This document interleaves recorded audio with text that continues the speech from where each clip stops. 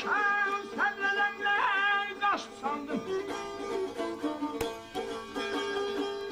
Havadaki humay kuşlar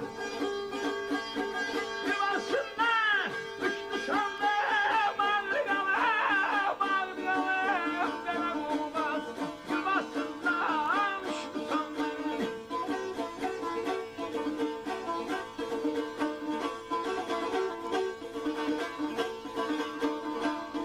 Aşık dedi, benim başımın üstünde kıvılcım parıldır, bana elə bir ulduzlar bakır.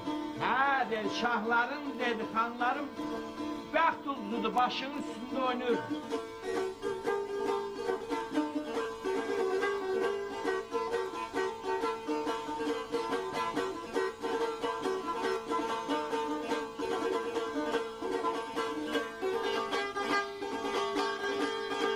Ay hey, meydandan mertlik sattı. Meydandan mertlik sattı, gelmedi günün vakti.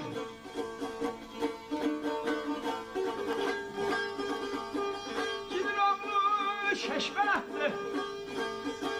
Şeşmer yere sandı sandı, balgalım, balgalım. Keşmer yere keşti sandım, keşmer yere keşti sandım.